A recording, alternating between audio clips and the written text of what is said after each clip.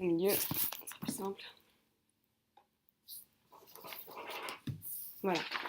Et donc moi je te donne celle que j'ai signée. Ok. Voilà. Comme quoi, voilà, au moins on est sûr, chacune de notre côté. Hop.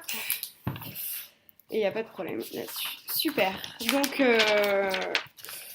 pour reprendre, donc, je t'ai déjà un petit peu expliqué en quoi ça retournait. Donc, vraiment, ta relation avec la sous-traitance et mais aussi si tu en juges intéressantes, enfin, les relations, comme tu disais, des contrôleurs, etc., avec la sous-traitance. Déjà, pour commencer, si je te dis sous-traitance, à quoi penses-tu?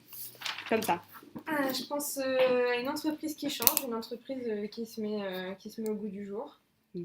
Je pense aussi à du travail supplémentaire, puisque c'est du travail supplémentaire en tout cas pour l'encadrement.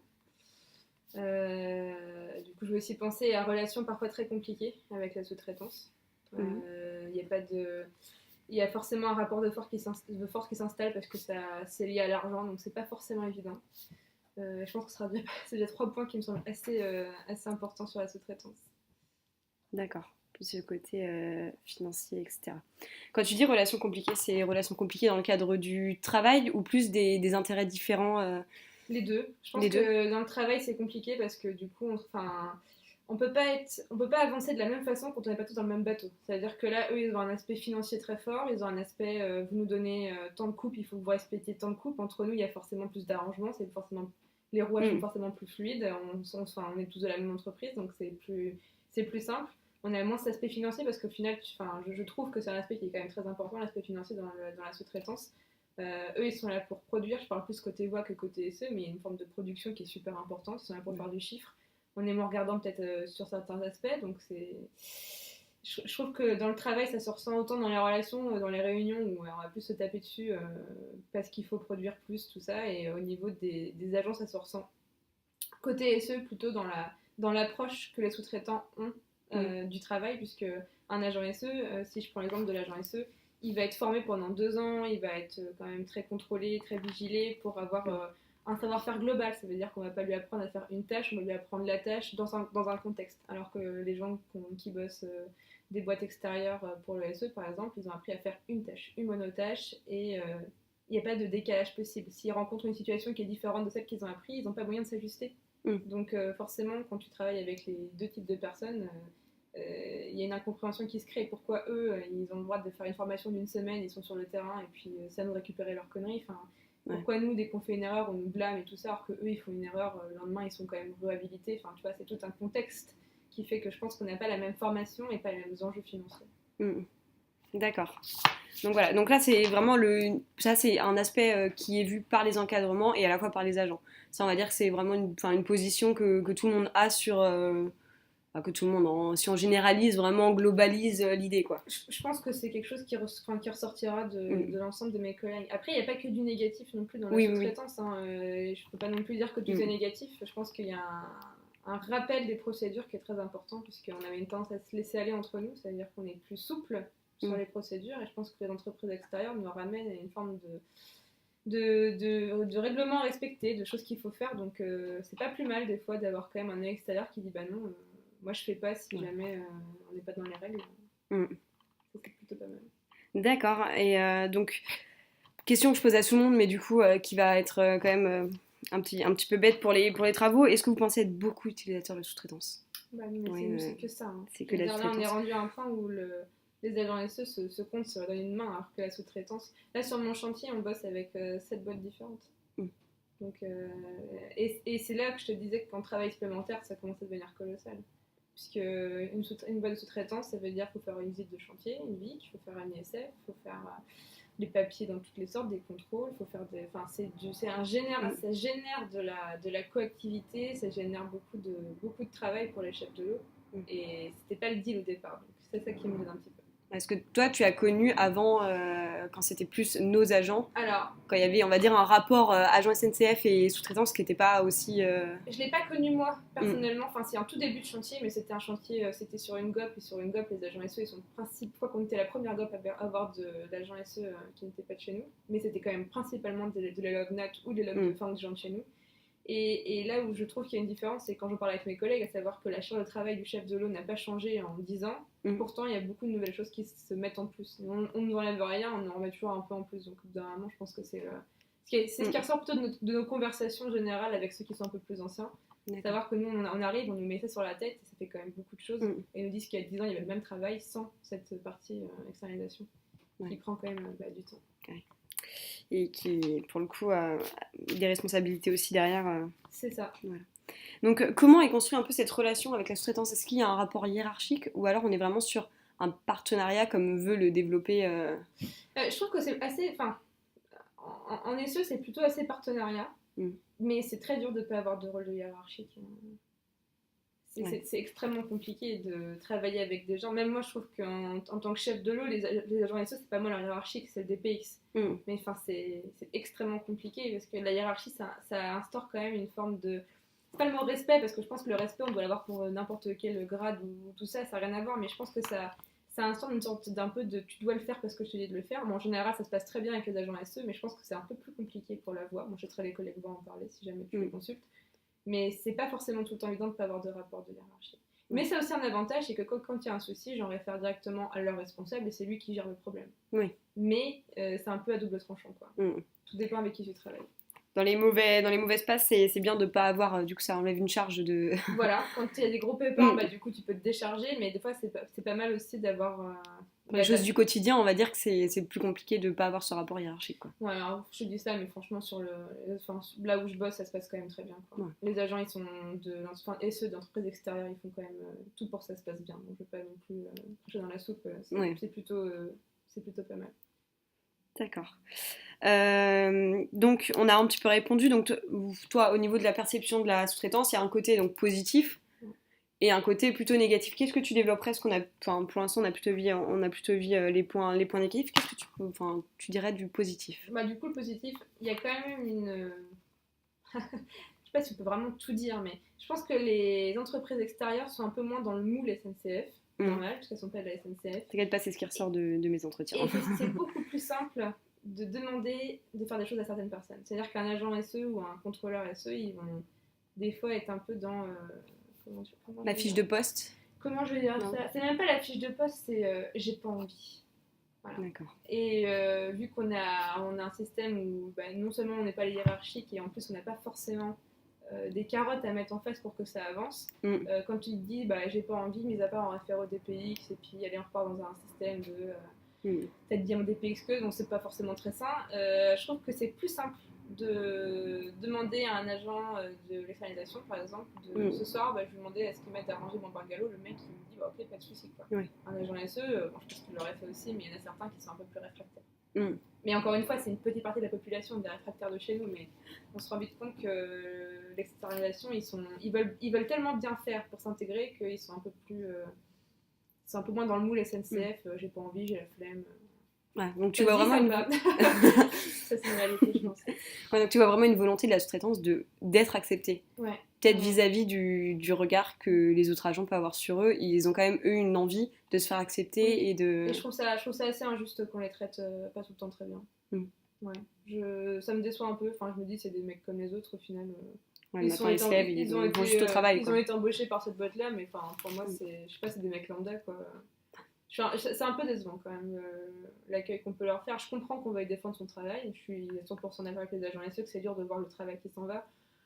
Après, de là, des fois, pas serrer la main, pas dire bonjour. Est-ce que ça vaut vraiment le coup d'en arriver là? Moi, je pense est-ce que ça va vraiment changer les choses? Et en plus, ça change absolument rien, mis à part instaurer une mauvaise ambiance. Je pense pas que ça change quelque chose. D'accord. Alors, est-ce que tu dirais que la sous-traitance engendre un facteur de peur ou de stress au niveau des contrôleurs externes, mais aussi au niveau de toi en tant que chef de l'eau?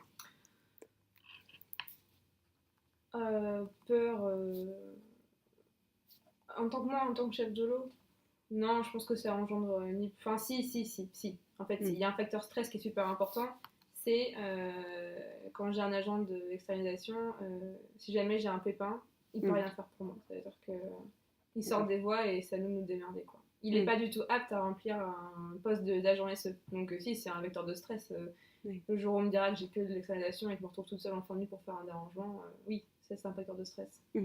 Donc, mais à part ça, non, il n'y a pas de peur particulière. Après, je suis arrivée dans l'entreprise où ça commençait à venir, donc j'ai pas le sentiment qu'on me vole mon travail. Ouais. Je suis un peu moins dans la démarche des anciens où ils avaient l'impression qu'on était en train de leur arracher leur travail et qu'il y avait une forme de peur au sens et moi je deviens quoi? Et je peux comprendre qu'il l'est parce qu'à un moment donné, ils sont relégués à des rôles de surveillants de travaux, c'est pas forcément le rôle le plus sympa. Mais non, mis à part le stress d'avoir des gens qui sont pas assez bien formés, voilà, c'est juste ça que je reprocherais aux entreprises SE externalisées, c'est qu'elles sont pas assez bien formées. D'accord. Donc, ouais, là, tu as commencé une question que j'avais posée après. Pour toi, il y a vraiment un lien entre l'âge et l'ancienneté, puisque nouvelle génération va peut-être plus être vers le fait que, on va pas avoir connu ce qui s'est passé avant, et donc on va moins avoir un sentiment j'ai moins de rejet, de perte. j'ai moins de D'accord. rejet parce que quand je suis arrivée, ça commençait à se mettre en place, donc si tu veux. Et maintenant que c'est mis en place au niveau des autres chefs de l'eau, est-ce que maintenant c'est plutôt accepté, de toute manière on fait avec, ou on a encore ce sentiment? Alors c'est accepté, mais par contre, je pense qu'il y aura toujours une forme de rejet de la charge de travail ça nous génère en fait. Moi, j'ai des collègues chefs de l'eau qui ont annoncé en réunion qu'ils feraient aucun. Vu qu'on nous a promis, la première réunion qu'on a fait sur l'externalisation, on nous a promis 0 travail en plus. Or, ça génère, je sais pas, peut-être dans le mois 10 heures ou 20 heures. Il faut bien les trouver quelque part, les contrôles qu'on fait, les VIC et compagnie. Et j'ai des collègues qui ont dit bah non, on ne fera pas. Donc il y a quand même cette notion de on nous a vendu un truc, mais on ne l'a pas vendu avec la réalité qu'elle est derrière. Mais c'est plutôt en termes de boulot qu'en termes de. Qu'en termes de sous-traitance, ça aurait été de la sous-traitance, ça aurait été autre chose, ça aurait été la même chose. Ça aurait été des détachés, il fallait faire tout ça derrière, ça aurait été pareil. Quoi. D'accord.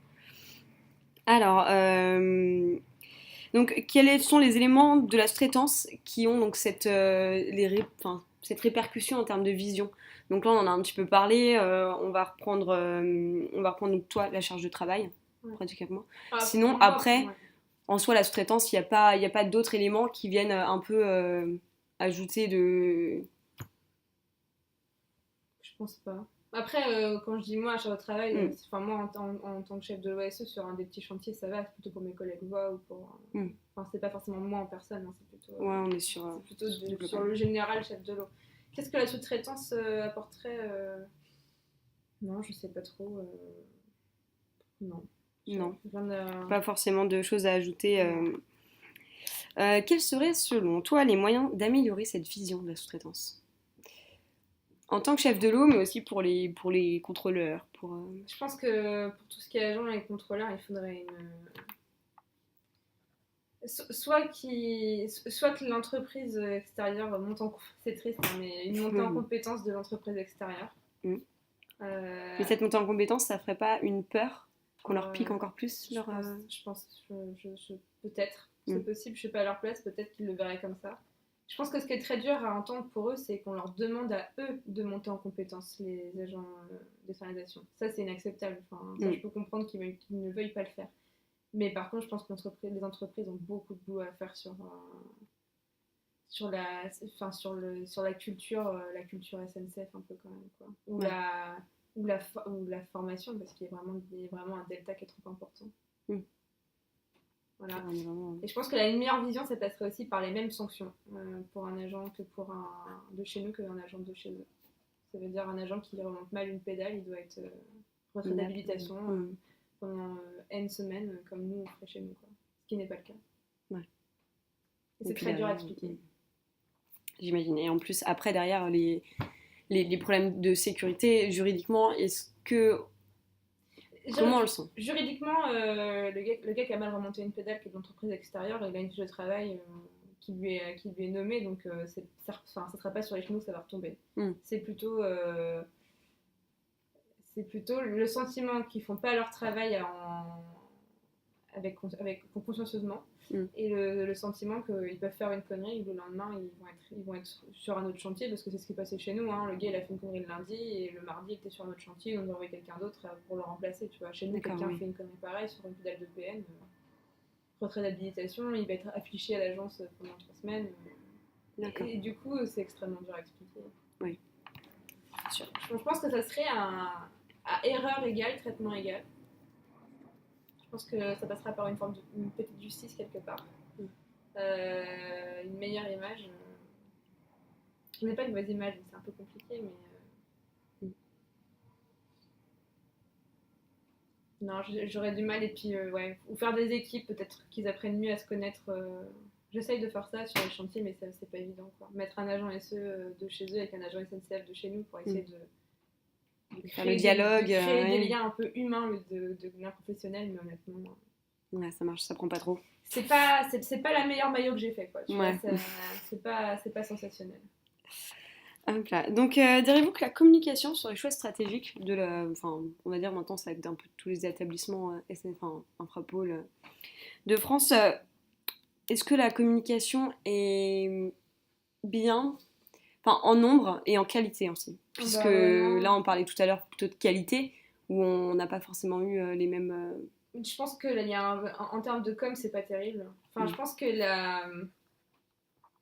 c'est un choix qui est fait de la direction, on ne pourra pas revenir dessus. Donc, mm, un choix imposé, enfin, on peut aussi l'amener d'une autre façon que ce qui est chez nous, quoi. Donc, c'est comme ça, c'est pas autrement. Je pense que pour braquer tout le monde, je pense qu'il n'y a pas mieux. mm. Donc, je pense qu'il faudrait plus expliquer, mais ça juste mon point de vue, hein. Il faudrait plus Oui, expliquer les enjeux qu'il y a derrière, en fait. Et avec une forme de rassurer les gens. On va pas te virer parce que des gens prennent ta place, en fait. Je pense qu'il faudrait plus rassurer. Parce que là, ils ont le sentiment que c'est un peu nous mm, qui rentrent dans la bergerie. Je pense qu'on pourrait expliquer de manière un peu différente pour justement tasser un peu cette crainte de on nous vole notre travail, qu'est-ce que je veux devenir, pourquoi on fait ça, parce qu'il y a toujours un. mm. Est-ce que c'est vraiment 100% politique, est-ce que c'est financier. Enfin, je pense qu'il y a. Les gens sont pas cons et même. Enfin, les agents, ils peuvent très très bien comprendre. Pourquoi C'est de la politique. Je pense que si on leur expliquait plutôt que de l'imposer en tant que bon, c'est comme ça, c'est pas autrement, et puis on n'a pas mm, son mot à dire, je pense que c'est dur. Je pense qu'il y a une expression de leur part, ouvrir une sorte de forme d'expression des salariés sur le sujet, même aux agents, parce que les chefs de l'ONU, on a une forme d'expression de salariés, mais même les agents, je pense qu'ils ont peut-être, s'ils étaient un peu plus exprimés sur leurs craintes, il y aurait un peu moins cet effet de rejet mm. ou de difficulté à travailler avec. D'accord. Parce que moi, je partais un petit peu avec l'idée qu'aux travaux, la sous-traitance, maintenant, c'était quelque chose qui était plutôt ancré, qui était plutôt accepté. Après, c'est un regard extérieur, hein. Par rapport aux autres UP, donc là, qui commencent à être. Alors, je suis d'accord avec toi, Mm, sur le principe, c'est ultra bien accepté. Seulement, j'ai fait un chantier de 6 mois où ils se sont tapés sur la gueule pendant mm, les 6 mois. Donc, je crois. Accepté, oui, sûrement sur beaucoup de chantiers. Là, ça se passe très bien, par exemple. mm, Ça se passe nickel, mais t'as encore des fois où ça passe pas, quoi. mm. Là, du coup, moi, j'ai mon contrôleur et mon agent de mon dernier chantier. Une fois que l'agent avait fait la bêtise sur la pédale de PN, ils m'ont dit, moi, on veut plus travailler avec. Mm. Donc, on veut plus délivrer d'ARF, on veut plus leur donner le travail, on veut plus bosser avec eux, on veut plus les voir. Donc je pense que c'est un comportement qu'ils peuvent pas avoir avec un agent de chez nous. C'est un truc que là on ressort le fait qu'ils sont pas de la boutique, quoi. Oui, Donc je pense que ça se passe très bien dans la globalité parce que c'est ancré, mais je pense qu'au moindre pépin, au moindre c'est ce qui va ressortir en premier, quoi. d'accord. Parce que là, en fait, dans les autres UP, on peut avoir, par exemple, des sentiments ou des réactions qui vont être peut-être des volontés de départ, des choses comme ça, ou du fait de l'augmentation de la sous-traitance en général. Est-ce que maintenant c'est une période dans laquelle maintenant l'UPVOA elle est passée et elle est en train d'en sortir? On va dire, enfin, la présence de la sous-traitance ne va pas trop influencer sur l'implication des salariés, puisque maintenant on est passé outre tout ça. Ouais, je pense que là maintenant, je pense que c'est plus le cas là. Je pense qu'il n'y a Hmm, pas de volonté de départ, il n'y a pas de. Je pense que c'est compris, mais c'est pas accepté. d'accord. Je pense que c'est intégré. On sait que ça sera comme ça, mais je pense que l'acceptation, elle n'est pas encore à 100%, quoi. Ouais, Et je pense que le gros souci, c'est que dès qu'il y en a un qui est contre, ce qui était le cas sur mon chantier, très vite ça gangrène, quoi. Donc je pense qu'il y a encore quelques bastillons, hmm, et tout pendant que ces gens-là sont dans cette démarche de on appuie sur c'est pas bien, tout ça, je pense qu'on aura encore un peu de mal. Donc intégrer, oui, de toute façon d'accord. maintenant on bosse qu'avec ça et il n'y a même plus de questions à se poser. Je crois que sur les chantiers, je demande directement des gens de l'externalisation parce que je sais que c'est ce qu'on va me donner. Hmm, Accepter, je suis pas vraiment encore sûre à 100% que ce soit le cas pour tout le monde. Et c'était des gens jeunes qui étaient avec moi, donc tu vois, c'est un peu à ouais, contraire de ce qu'on disait, c'est des gens un peu qui avaient mon âge, quoi, hein, hmm, alors 32 et 36, hein, donc qui n'étaient pas forcément pas du tout chaud pour l'externalisation, quoi. ouais, d'accord. Ouais. Donc là, on est plus maintenant dans une période où il n'y a plus vraiment de peur, de stress, hormis sur le côté sécuritaire. C'est ça. On va plus être sur des peurs de perte de son métier, de ses compétences, de. Perdre du métier, non, perdre des compétences, non, mais par contre, perdre d'intérêt pour le travail. Parce que c'est vrai que du coup, là, les agents deviennent surveillants de travaux, quoi. Là, j'ai fait du câblage pendant plusieurs mois à la Motte-à-Char. C'était le boulot le plus, on va dire, le plus sympathique pour le SE. Bah, là, ils regardent quelqu'un le faire, quoi. Et eux, ils doivent faire du suivi journalier, donc à savoir, ils ont fait ça, ils ont mis tant de costes, ils ont mis. Enfin, tu vois, c'est du reporting et c'est. Je pense qu'en Ouais. termes de travail un peu fun, c'est un peu moins cool pour eux, quoi. Ouais. Donc je pense que c'est plutôt le métier, enfin je pense pas qu'ils aient signé pour devenir surveillant de travaux. Je pense qu'ils ont signé pour faire du câblage, pour faire ce taf-là, mais je pense que c'est pas, ils n'avaient pas de volonté particulière de suivre l'entreprise parce que c'est pas super fun, quoi, hein, faut se le dire, hein. Ouais. Là, par exemple, quand tu fais du remontage d'IS, bah, t'as une néo qui bosse, toi, t'es là, tu regardes, quoi. Donc, si jamais tu veux avancer plus vite, ou alors si jamais ça t'agace de regarder, bah, tu fais aussi un peu avec eux. Donc, mais, Mais ça dénature. mais du coup, enfin, moi, les gars me disent oui, mais c'est pas mon travail, je vais pas les aider, ils sont payés pour ça. Donc, c'est vrai, quelque part, ils ont raison. Mais c'est vrai que rester debout toute la nuit à regarder quelqu'un qui bosse. Ouais.